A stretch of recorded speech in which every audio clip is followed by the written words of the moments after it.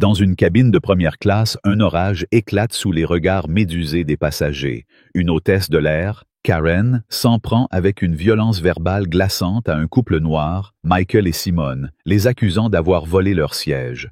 Ces paroles cinglantes, chargées de mépris, résonnent comme un coup de tonnerre, transformant un vol paisible en un théâtre d'humiliation publique. Les murmures choqués des voyageurs s'élèvent, mais l'injustice ne fait que commencer. Cette scène, d'une cruauté insupportable, va enflammer les cœurs et révéler une vérité brutale sur le pouvoir et le préjugé. Si cette histoire vous révolte, montrez votre indignation en aimant cette vidéo et en commentant « Justice pour tous » pour exiger que de tels actes ne restent pas impunis. L'avion, un appareil élégant reliant deux métropoles, bourdonne d'une énergie fébrile alors que les passagers s'installent. Michael, un chirurgien de renom dont les mains ont sauvé d'innombrables vies, et Simone, une cadre d'entreprise au charisme magnétique, entrent dans la cabine avec une assurance tranquille. Leur allure sophistiquée, Michael en costume sur mesure, Simone en tailleur impeccablement coupé, contraste avec l'agitation ambiante.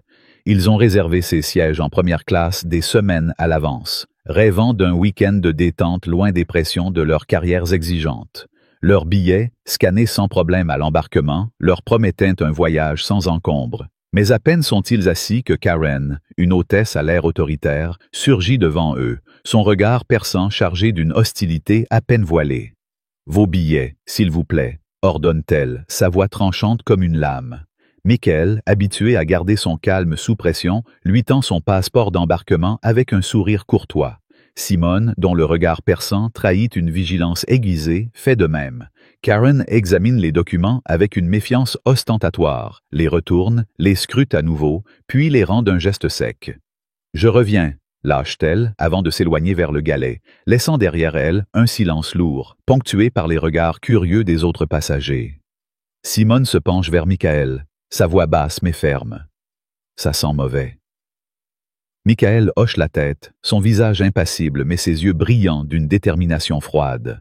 « Restons calmes », murmure-t-il, bien que l'atmosphère autour d'eux s'électrise. Les chuchotements des passagers voisins s'amplifient, leurs regards oscillant entre curiosité et malaise. Une femme âgée, Madame Dubois, assise de l'autre côté de l'allée, marmonne bruyamment. Ils n'ont pas l'air d'appartenir à cette classe. Ces mots, teintés d'un racisme à peine dissimulé, font l'effet d'une gifle.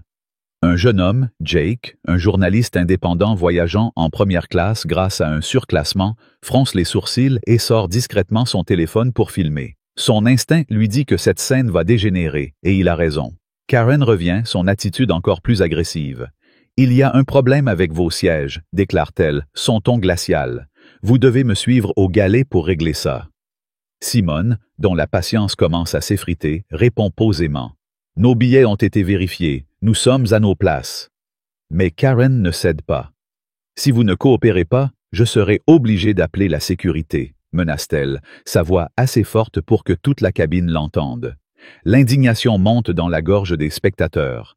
Comment une hôtesse peut-elle traiter des passagers avec un tel mépris, sans la moindre preuve? Michael, toujours maître de lui, tente de désamorcer la situation. « Expliquez-nous le problème, et nous le résoudrons ensemble », dit-il, sa voix calme mais ferme. Mais Karen, loin de se radoucir, s'impatiente. Dans un geste d'une audace révoltante, elle arrache le téléphone des mains de Simone qui tentait de contacter le service client de la compagnie. « C'est perturbateur », s'écrie-t-elle, brandissant l'appareil comme un trophée. Un cri étouffé s'échappe des lèvres d'une passagère à proximité, tandis que Jake zoome sur la scène, son objectif capturant chaque seconde de cette injustice flagrante. « C'est inacceptable », murmure une autre passagère, Claire, une enseignante en voyage d'anniversaire, à son mari. La cabine entière semble retenir son souffle, l'air saturé de tension. Madame Dubois, enhardie par l'attitude de Karen, renchérit. « Il cause des problèmes, c'est tout !» Ces paroles, d'une ignorance crasse, font bouillir le sang des témoins. Comment peut-on, en plein vol, assister à une telle discrimination sans broncher? Simone, bien que secouée par la confiscation de son téléphone, garde une dignité impressionnante. « Vous n'avez aucun droit de faire ça », dit-elle, ses mots mesurés mais chargés d'une colère contenue. Michael, sentant l'escalade, pose une main apaisante sur son bras. « Donnons-lui une chance de s'expliquer, dit-il, bien que son regard perçant trahisse son exaspération. Karen, insensible à leur retenue, s'éloigne à nouveau, promettant de revenir avec des mesures appropriées. Jake, toujours en train de filmer, murmure à Claire. « Ça va mal tourner. » Claire hoche la tête, son visage crispé par la colère. « Cette femme est hors de contrôle, » répond-elle, sa voix tremblante d'indignation.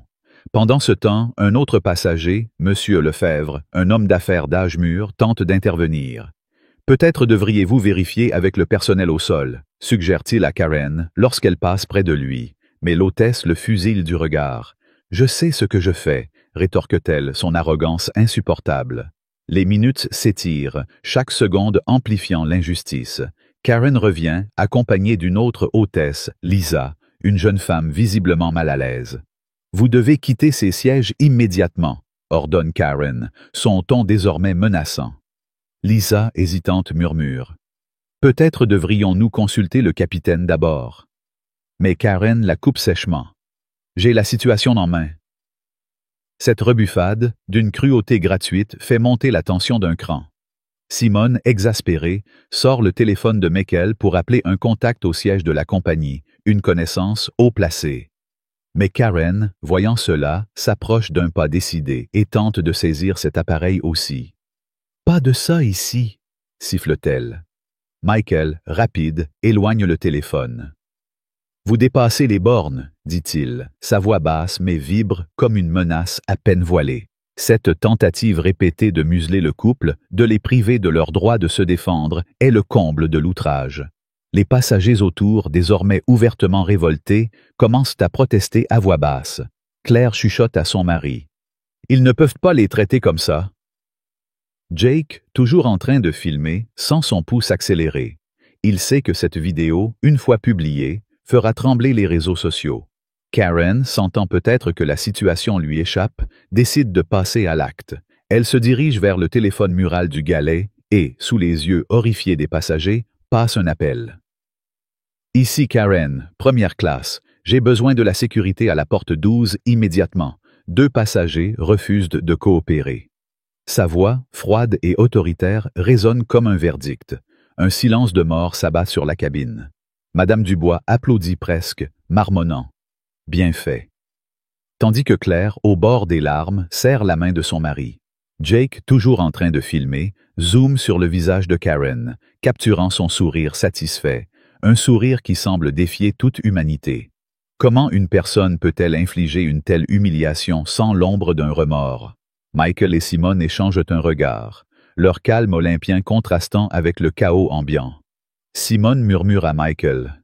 « Ils arrivent. » Michael hoche la tête, un léger rictus au coin des lèvres. « Qu'ils viennent, » dit-il, sa voix empreinte d'une assurance qui désarçonne Karen l'espace d'un instant. Dans la cabine, l'atmosphère est électrique. Les passagers, désormais divisés entre ceux qui soutiennent silencieusement le couple et ceux, comme Madame Dubois, qui murmurent leur approbation de Karen, créent une tension palpable. Lisa, toujours en retrait, semble lutter avec sa conscience. Elle s'approche timidement de Simone. « Je suis désolée pour tout ça, » murmure-t-elle, mais Karen, revenant du galet, la foudroie du regard. « Occupe-toi de tes affaires, Lisa » aboie-t-elle. Cette brimade dirigée contre une collègue qui ose montrer un peu d'humanité est la goutte d'eau pour beaucoup. Claire, n'y tenant plus, se lève à moitié de son siège. « Vous n'avez pas honte ?» lance-t-elle à Karen, sa voix tremblante mais puissante. Karen, surprise, se retourne. « Restez à votre place, madame » réplique-t-elle, mais sa voix trahit une légère hésitation. Jake, capturant chaque mot, sent que le vent tourne. Il commence à taper un message sur son téléphone, prêt à diffuser la vidéo en direct. « Le monde doit voir ça », murmure-t-il à Claire, qui acquiesce, les yeux brillants de colère. Simone, pendant ce temps, termine son appel.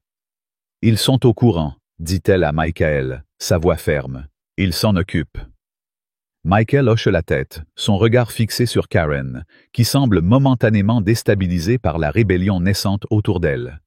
Mais elle se ressaisit rapidement, croisant les bras avec une assurance feinte. « La sécurité sera là d'une minute à l'autre », annonce-t-elle, son ton chargé de défi. « Vous feriez mieux de coopérer avant que ça n'empire. » Ces mots, prononcés avec une arrogance insupportable, font bouillir le sang des spectateurs. Comment ose-t-elle menacer un couple innocent qui n'a fait que défendre ses droits?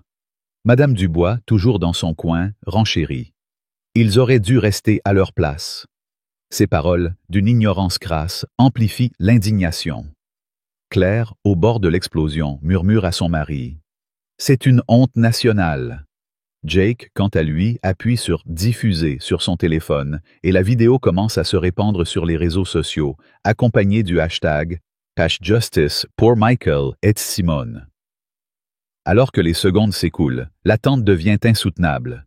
Les passagers, désormais captivés, jettent des regards nerveux vers l'avant de l'avion où la sécurité est censée arriver. Michael, toujours calme, sort son propre téléphone et commence à enregistrer Karen, qui blêmit légèrement en le remarquant. « Vous pouvez filmer tant que vous voulez », lâche-t-elle, mais sa voix tremble. Simone, avec un sourire froid, réplique.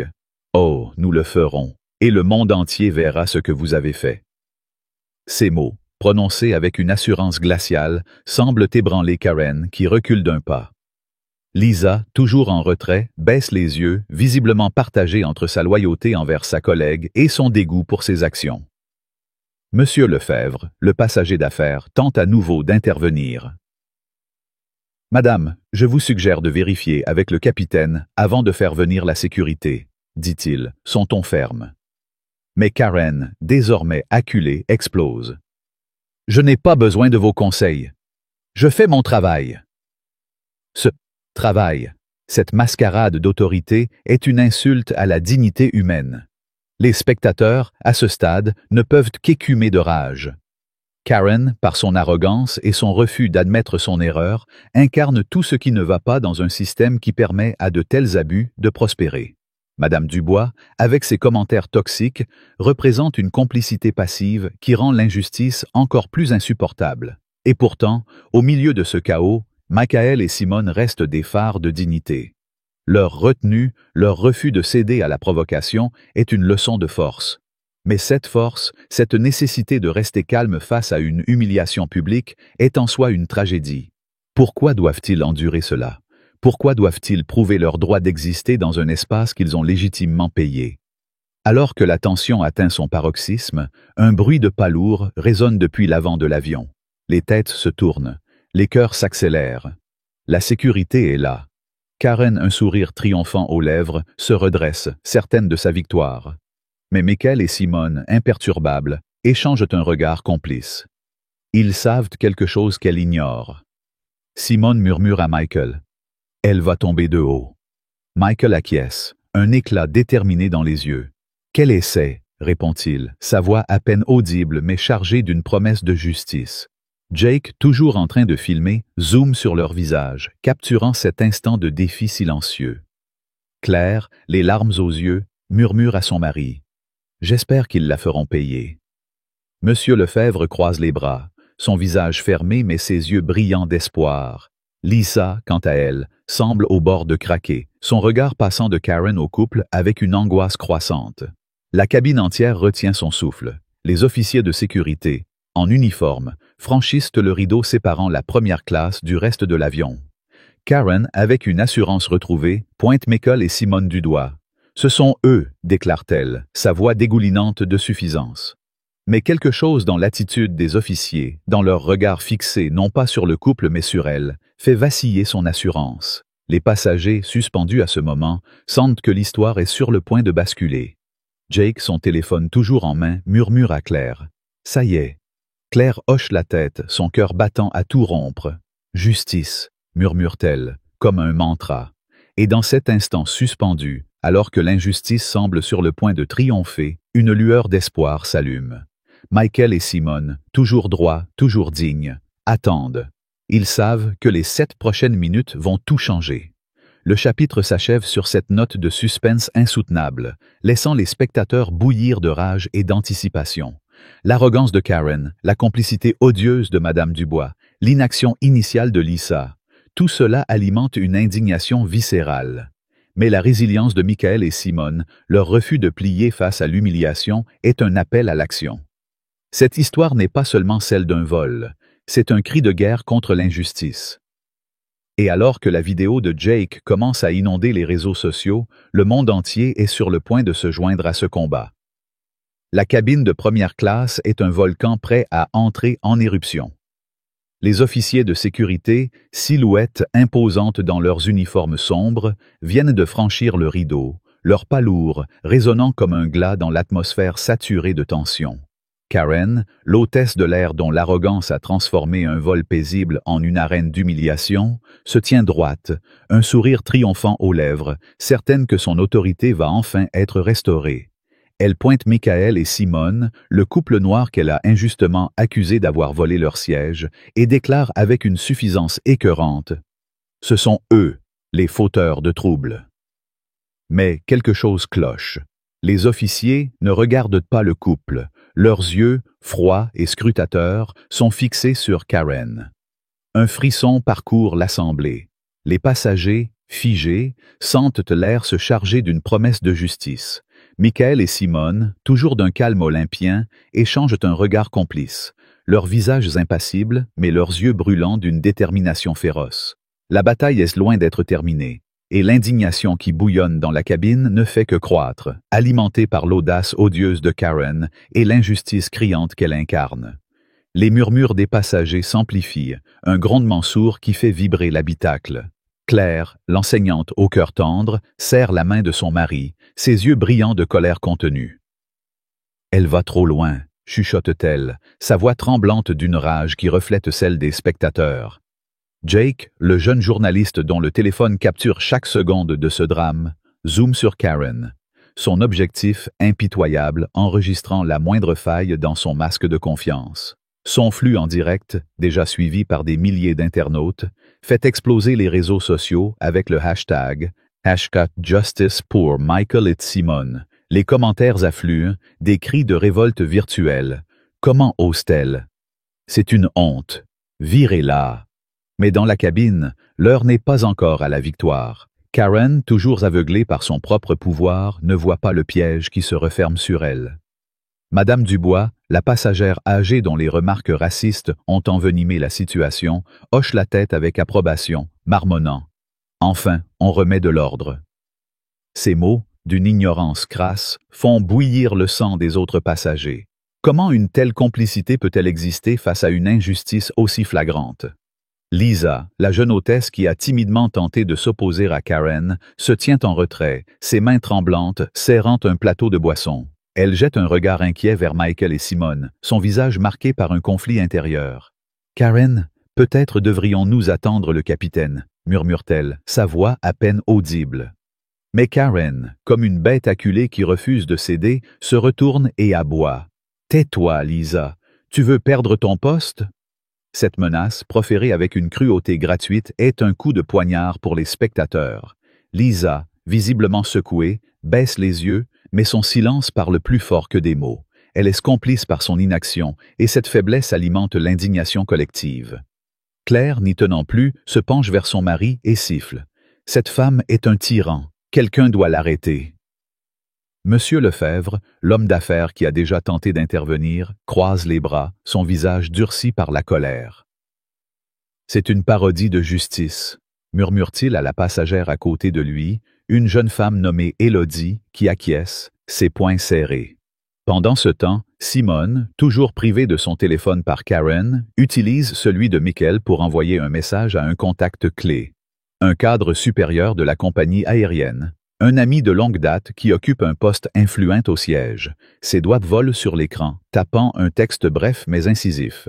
Vol 387, première classe. Nous sommes harcelés par une hôtesse. Billet valide. Besoin d'intervention immédiate. Elle appuie sur « Envoyer », son visage impassible, mais ses yeux brillants d'une colère contenue. Michael, qui observe Karen avec une intensité glaciale, murmure. Ils savent. Simone hoche la tête, un sourire froid aux lèvres. Elle n'a aucune idée de ce qui l'attend. Leur calme, leur maîtrise face à une telle provocation est à la fois inspirant et exaspérant. Pourquoi doivent-ils supporter cette humiliation publique? Pourquoi doivent-ils rester stoïques alors que Karen, avec son pouvoir autoproclamé, piétine leur dignité? Karen, sentant peut-être que l'atmosphère change, redouble d'agressivité. Elle s'approche de Simone, son visage tordu par un rictus méprisant, et lâche une remarque qui fait l'effet d'une bombe. « Des cadres comme vous? Ça ne court pas les rues, n'est-ce pas? » Le sous-entendu raciste, prononcé assez fort pour que toute la cabine l'entende, provoque un hoquet collectif. Claire bondit presque de son siège, son visage rouge de fureur. « C'est scandaleux !» s'écrie-t-elle, incapable de se contenir.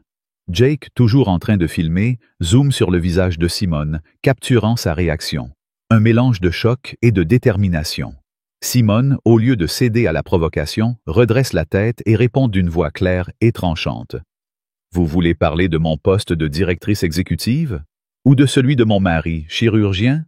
Parce que je peux vous fournir nos cartes de visite si cela peut éclaircir vos préjugés. » Ces mots, d'une précision chirurgicale, transpercent l'arrogance de Karen qui recule d'un pas, visiblement déstabilisée.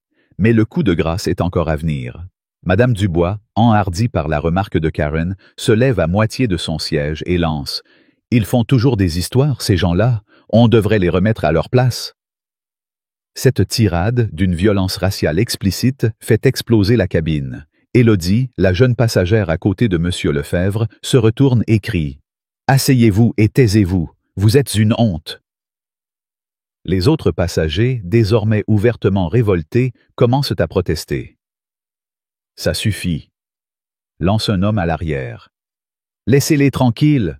hurle une femme près de la fenêtre. Jake, sentant l'élan collectif, passe en diffusion en direct sur une plateforme plus large, son flux désormais suivi par des dizaines de milliers de personnes. Les commentaires défilent à une vitesse fulgurante. #Justice pour Michael et Simone. Cette hôtesse doit être virée. Honte à cette compagnie. L'indignation à ce stade est une tempête qui menace d'engloutir Karen et tous ceux qui la soutiennent. Les officiers de sécurité, toujours immobiles, échangent un regard avec le capitaine qui vient de sortir du cockpit. Son visage, marqué par des années d'expérience, est un masque de gravité. Il s'approche de Karen et lui murmure quelque chose à l'oreille. Le sourire de l'hôtesse s'efface instantanément, remplacé par une pâleur mortelle. « Capitaine, je... » commence-t-elle, mais il lève une main pour la faire taire. « Vous venez avec moi. Maintenant !» ordonne-t-il, sa voix basse mais implacable. Karen, pour la première fois, semble perdre pied. Elle jette un regard paniqué vers Lisa, qui détourne les yeux, incapable de soutenir son regard. Les passagers, sentant que le vent tourne, retiennent leur souffle. Claire murmure à son mari. Enfin, quelqu'un fait quelque chose. Bam! Jake, toujours en train de filmer, zoome sur le visage de Karen, capturant chaque nuance de sa peur grandissante. Le hashtag Justice pour Michael et Simone atteint le sommet des tendances mondiales et les spectateurs, à bout de nerfs, exigent des comptes. Dans le cockpit, le capitaine Harris, un vétéran respecté, fixe Karen avec un regard qui pourrait faire fondre l'acier. « Expliquez-vous, » dit-il, sa voix calme mais chargée d'une autorité écrasante. Karen, désormais tremblante, bafouille. « Capitaine, ils n'avaient pas l'air d'être à leur place. J'ai pensé qu'il y avait une erreur. » Le capitaine fronce les sourcils, son visage durcissant. « Une erreur ?» répète-t-il, incrédule. « J'ai vérifié leurs billets moi-même après un appel du siège. Ils sont valides. Première classe, réservés et payés. Et vous, vous avez appelé la sécurité pourquoi, exactement ?» Karen ouvre la bouche, mais aucun son n'en sort. Elle réalise, trop tard, l'ampleur de son erreur. Le capitaine continue, sa voix tranchante. « Vous savez qui est Madame Simone. Elle siège au conseil consultatif de notre compagnie. Et son mari, le Dr Michael, est un chirurgien de renom. Vous avez non seulement humilié des passagers innocents, mais vous avez mis cette compagnie dans une position intenable. » Karen, le visage blême, tente de se défendre.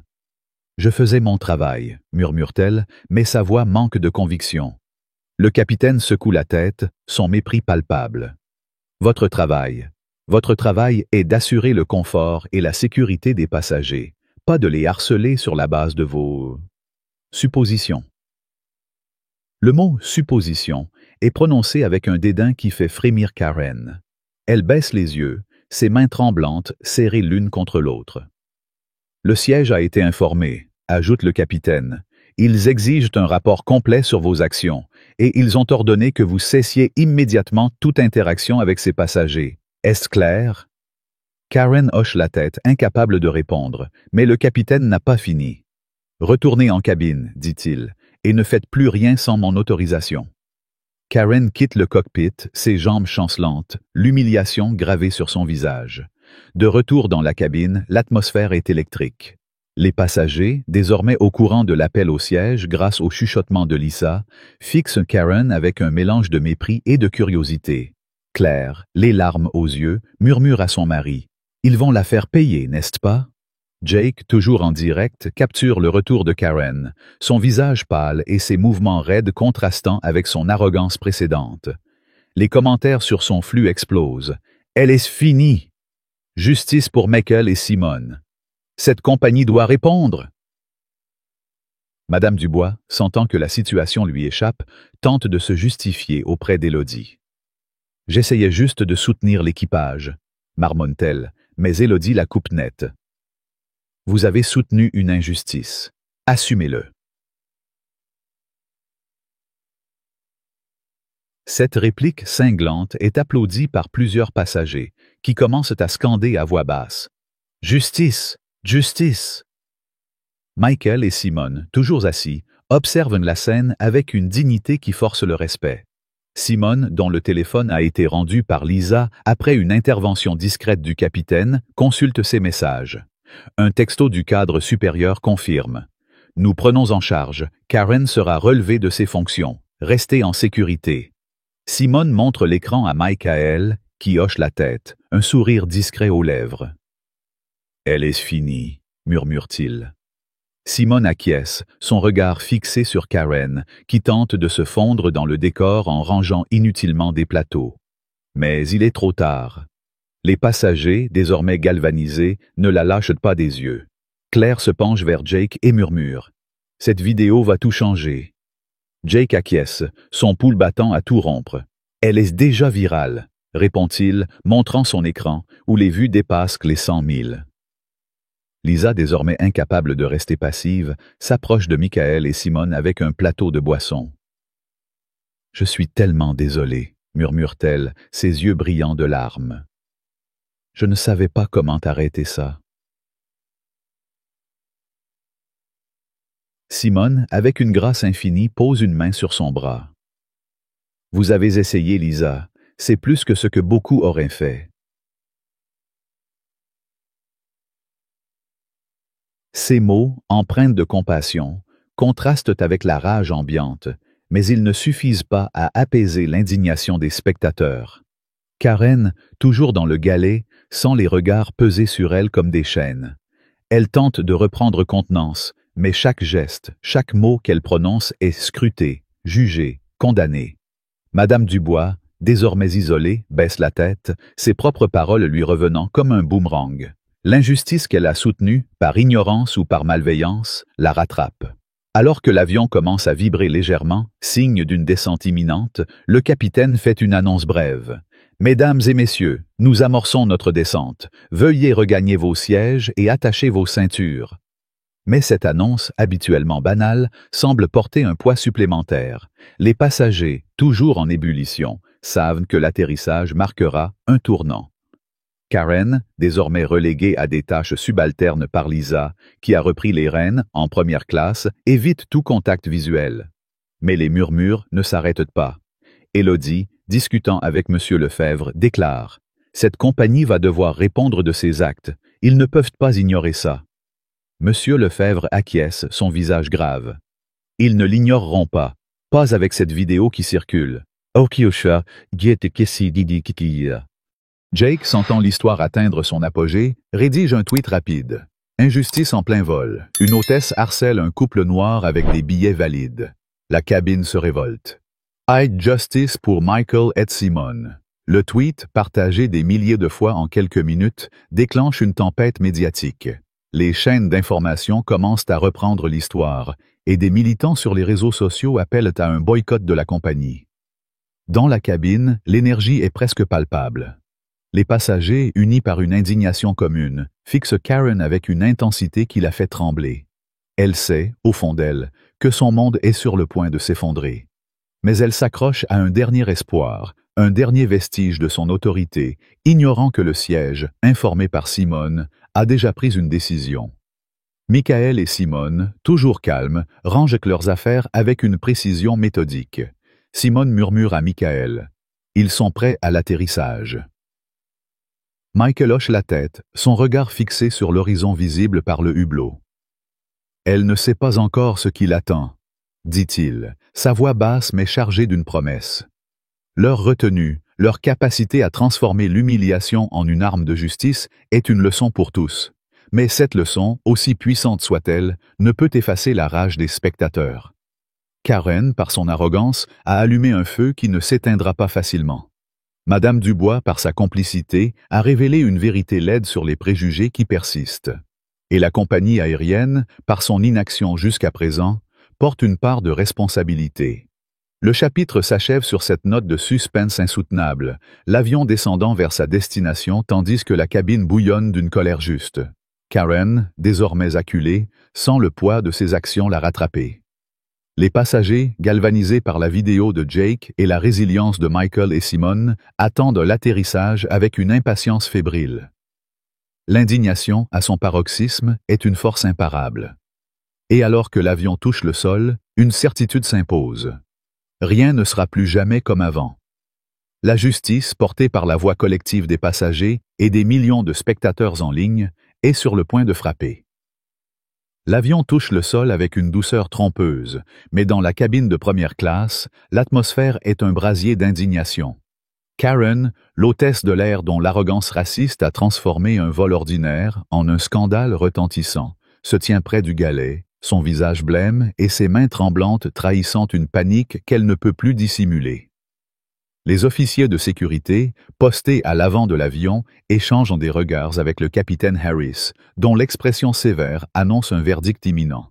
Michael et Simone, le couple noir injustement ciblé, restent assis, leurs mouvements calmes et délibérés contrastant avec le chaos ambiant.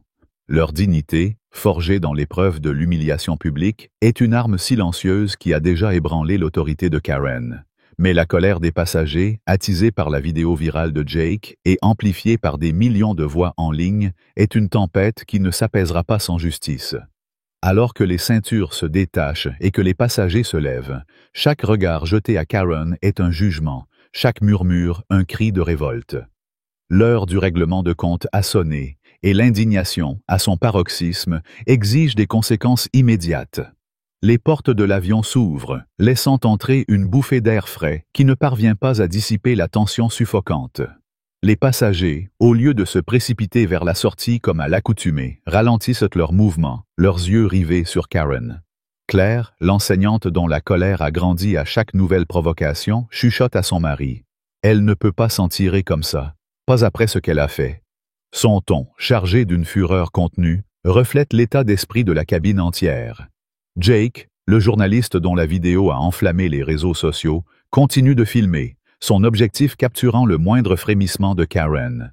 Son flux en direct, suivi par des centaines de milliers de spectateurs, est une tribune mondiale pour l'indignation collective. Les commentaires défilent à une vitesse frénétique.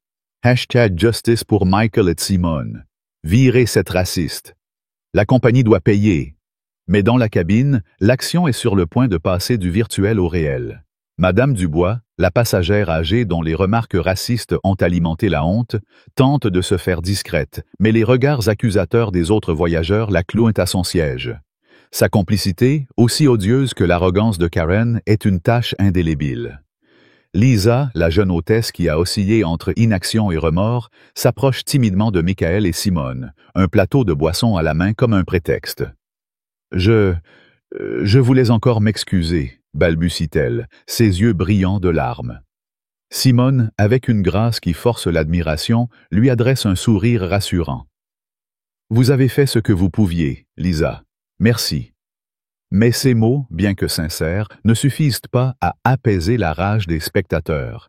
Lisa, par sa passivité initiale, incarne une vérité amère. Trop souvent, l'injustice prospère parce que ceux qui pourraient agir choisissent le silence. Claire, observant l'échange, murmure à son mari. Elle aurait dû intervenir plus tôt. Il n'aurait jamais dû vivre ça. Monsieur Lefebvre, l'homme d'affaires dont les tentatives d'intervention ont été ignorées, croise les bras, son visage marqué par une colère froide. Cette compagnie a laissé faire. Ils sont tous responsables, dit-il à Élodie, la jeune passagère à ses côtés, qui acquiesce, ses poings serrés. Alors que les passagers commencent à descendre, les officiers de sécurité s'avancent vers Karen, leur démarche décidée résonnant dans la cabine. Le capitaine Harris, toujours à l'avant, les accompagne, son regard fixé sur l'hôtesse comme un juge prêt à prononcer une sentence. Karen, acculée contre le comptoir du galet, tente de reprendre contenance. « Ce n'est pas nécessaire », murmure-t-elle, sa voix tremblante. Mais l'officier principal, un homme à l'allure imposante, l'interrompt d'un ton ferme. « Êtes-vous Karen Morrow ?» Karen hoche la tête, incapable de répondre autrement. « Nous avons reçu l'ordre de vous escorter hors de l'avion pour un interrogatoire. Veuillez prendre vos affaires. » Ces mots, prononcés avec une autorité implacable, provoquent un frisson dans la cabine. Les passagers, désormais debout dans l'allée, cessent de bouger, leurs regards rivés sur la scène. Claire, les larmes aux yeux, murmure. « Enfin !» Jake zoome sur le visage de Karen, capturant l'instant où son monde s'effondre. Les commentaires sur son flux explosent. « Justice ! Elle l'a mérité. Honte à elle !» Karen, désormais livide, ramasse son sac avec des gestes maladroits, ses mains tremblant si fort qu'elle fait tomber son badge d'hôtesse. Le bruit métallique du badge heurtant le sol résonne comme un glas. Madame Dubois, toujours assise, tente de protester. C'est exagéré, elle ne faisait que son travail. Mais sa voix, faible et isolée, est noyée par un chœur de murmures hostiles. Élodie se retourne et lance. « Votre travail était de discriminer ? Taisez-vous !» Cette réplique cinglante est applaudie par plusieurs passagers qui commencent à scander. « Justice! Justice! » Karen, humiliée, baisse la tête, incapable de soutenir les regards accusateurs. Lisa, en retrait, détourne les yeux, son visage marqué par la honte. Le capitaine, impassible, fait un signe aux officiers qui encadrent Karen et l'entraînent vers la sortie. Chaque pas qu'elle fait dans l'allée est un supplice, les regards des passagers la transperçant comme des lames. Jake, toujours en train de filmer, murmure à Claire. Le monde entier voit ça. Claire acquiesce, son cœur battant à tout rompre. Et ils ne l'oublieront pas. Michael et Simone, toujours assis, observent la scène sans un mot. Leur calme, leur dignité face à une telle épreuve est une leçon de force qui contraste avec l'effondrement de Karen. Simone murmure à Michael. C'est fini pour elle. Michael hoche la tête, un sourire discret aux lèvres. Mais ce n'est que le début pour nous, répond-il, sa voix basse mais chargée d'une promesse. Alors que Karen disparaît derrière le rideau, escortée par les officiers, un soupir collectif semble libérer la cabine. Lisa, désormais en charge, s'approche du couple avec un sourire hésitant. « Je vais m'assurer que tout se passe bien pour vous jusqu'à la fin, » dit-elle, sa voix tremblante mais sincère. Simone lui adresse un regard chaleureux. « Merci Lisa, nous apprécions votre aide. » Mais cette gentillesse, bien que touchante, ne peut effacer l'indignation des spectateurs. Karen, par son arrogance, a allumé un feu qui consume désormais la compagnie aérienne tout entière. À l'extérieur de l'avion, Karen est conduite vers une salle d'interrogatoire à l'aéroport, son visage pâle et ses épaules voûtées trahissant une défaite totale.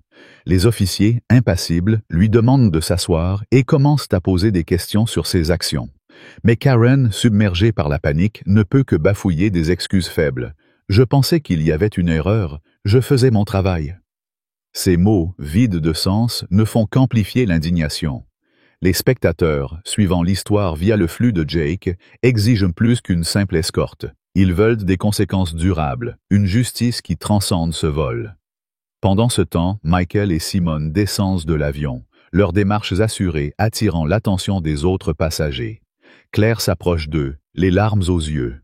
« Vous avez été incroyable, » dit-elle, sa voix brisée par l'émotion.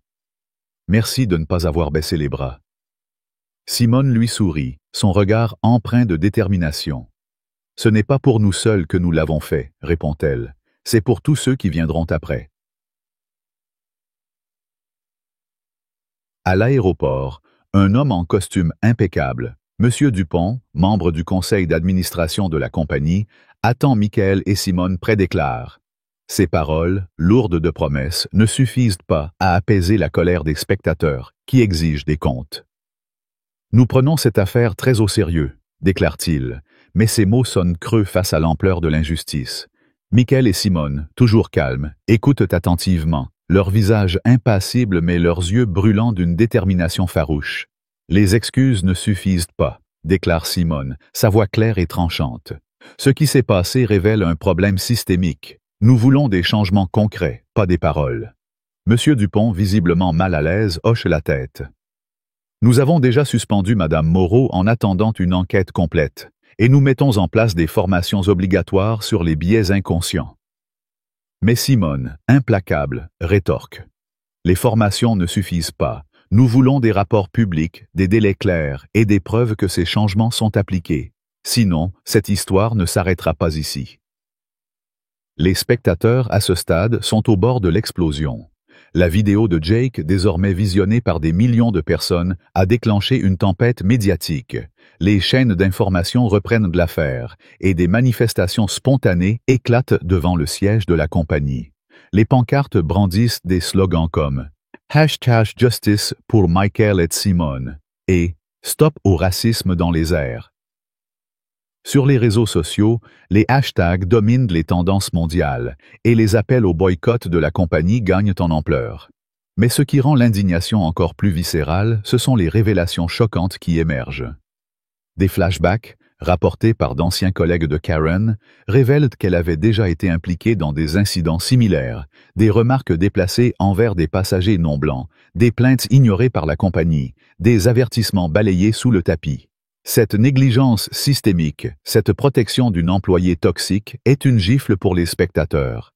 Comment une compagnie peut-elle fermer les yeux sur un tel comportement, permettant à des innocents comme Michael et Simone de souffrir? Karen, désormais seule dans la salle d'interrogatoire, sent le poids de ses actions l'écraser. Les officiers, implacables, lui présentent les preuves, la vidéo de Jake, les témoignages des passagers, les appels enregistrés au siège. Vous avez violé les politiques de la compagnie et exposé cette entreprise à un risque juridique et réputationnel majeur, déclare l'un d'eux. Karen, les larmes aux yeux, murmure « Je ne voulais pas que ça aille si loin ». Mais ces excuses, faibles et tardives, ne trouvent aucun écho. Les spectateurs, à ce stade, n'ont aucune pitié. Elle a choisi de discriminer, de humilier, de menacer. Elle doit en payer le prix. Quelques heures plus tard, la nouvelle tombe. Karen est licenciée avec effet immédiat. La compagnie publie un communiqué, promettant des réformes et s'engageant à collaborer avec Michael et Simone pour restaurer la confiance. Mais pour les spectateurs, ce n'est qu'un début. La colère, alimentée par des années de frustration face aux injustices similaires, ne s'éteindra pas facilement. Michael et Simone, désormais dans une salle de réunion privée avec Monsieur Dupont et d'autres cadres, prennent les rênes de la conversation. Michael, avec son éloquence de chirurgien habitué aux situations critiques, expose un plan clair. Nous voulons un comité indépendant pour superviser les plaintes des passagers. Nous voulons des audits réguliers des pratiques de l'équipage. Et nous voulons que chaque employé, du PDG au personnel au sol, suive une formation approfondie sur l'équité et l'inclusion. Simone, avec son autorité de cadre exécutive, ajoute « Et nous voulons des mises à jour publiques trimestrielles sur vos progrès. Si vous échouez, nous ferons en sorte que le monde entier le sache. » Monsieur Dupont, impressionné par leur détermination, acquiesce. « Vous avez ma parole, dit-il, mais les spectateurs savent que cette parole devra être prouvée par des actes. » Quelques semaines plus tard, Michael et Simone montent à bord d'un autre vol, cette fois pour des vacances bien méritées. L'équipage, visiblement formé et attentif, les accueille avec un respect sincère. Lisa, promue à un poste de supervision, est à bord et leur adresse un sourire chaleureux. « Merci pour tout ce que vous avez fait », murmure-t-elle. Simone hoche la tête, son regard empreint de fierté. « Ce n'est pas fini », répond-elle. « Mais c'est un début. » Dans la cabine, l'atmosphère est différente, plus légère, plus respectueuse. Les passagers, influencés par l'histoire désormais légendaire de Michael et Simone, semblent plus conscients, plus vigilants. Mais pour les spectateurs, cette scène, bien que réconfortante, ne suffit pas à éteindre leur colère. L'injustice subie par le couple, amplifiée par la négligence de la compagnie, reste une blessure ouverte. De son côté, Karen, désormais sans emploi, commence un chemin difficile. Assise dans un atelier sur les biais inconscients, elle écoute les témoignages de personnes marginalisées, leurs histoires faisant écho à ses propres erreurs. Pour la première fois, elle confronte la vérité. Elle n'a pas seulement fait une erreur. Elle a agi sur des préjugés profondément enracinés, des préjugés qu'elle n'avait jamais questionnés. Dans un moment de vulnérabilité, elle prend la parole. « J'ai cru que mon autorité me protégeait. J'ai cru qu'ils ne méritaient pas d'être là. J'avais tort. » Ces mots, bien que sincères, ne suffisent pas à effacer le mal qu'elle a causé. Les spectateurs, toujours indignés, voient en elle un symbole, non seulement de l'échec individuel, mais d'un système qui permet à de tels échecs de se répéter. L'histoire de Michael et Simone, portée par la vidéo de Jake et amplifiée par la fureur collective, devient un catalyseur de changement. La compagnie aérienne, sous pression, met en œuvre des réformes, des formations rigoureuses, un comité de surveillance, des rapports publics. D'autres compagnies, craignant un sort similaire, suivent le mouvement. Michael, devenu un chroniqueur respecté, publie des articles percutants sur les dynamiques de pouvoir et les biais systémiques, ces mots inspirant des millions de lecteurs. Simone, quant à elle, accepte un rôle de consultante auprès de la compagnie, façonnant des politiques qui redéfinissent la culture d'entreprise. Leur influence, née d'une humiliation publique, devient une force imparable. Des mois plus tard, alors que Michael et Simone dînent tranquillement chez eux, ils réfléchissent à leur parcours. « Penses-tu que nous avons fait assez ?» demande Simone, son regard pensif. Michael sourit, prenant sa main. « Nous avons allumé une étincelle, répond-il. Le reste dépend d'eux. Mais nous serons là pour veiller. » Cette promesse, empreinte d'espoir et de vigilance, résonne avec les spectateurs. L'indignation, bien que toujours présente, se transforme en une énergie nouvelle. Un appel à l'action, un refus de l'injustice, une exigence de responsabilité. L'histoire du vol 387 n'est pas seulement celle d'un couple ou d'un vol. C'est un cri de ralliement, un rappel que la justice, lorsqu'elle est portée par la colère collective, peut changer le monde. Et pour Michael et Simone, ce n'est que le début. L'histoire de Michael et Simone, marquée par l'injustice brutale et la résilience exemplaire face à l'arrogance de Karen, est bien plus qu'un simple incident aérien. Elle résonne comme un cri d'alarme, un miroir tendu à notre société et une invitation à réfléchir sur nos propres comportements et responsabilités. En tant que Français, profondément attachés aux valeurs de liberté, d'égalité et de fraternité, cette histoire nous touche au cœur, nous confronte à nos failles collectives et nous inspire à agir avec courage et empathie dans notre quotidien. À travers cette analyse, explorons les émotions suscitées par ce récit et les leçons précieuses qu'il nous offre pour vivre de manière plus juste et engagée. Tout d'abord, l'indignation est la première émotion qui nous submerge face à l'humiliation infligée à Michael et Simone. L'arrogance de Karen, ses accusations infondées et ses remarques racistes sont une insulte à la dignité humaine. Cette colère, viscérale et universelle, reflète notre rejet des préjugés qui continuent de gangréner nos sociétés.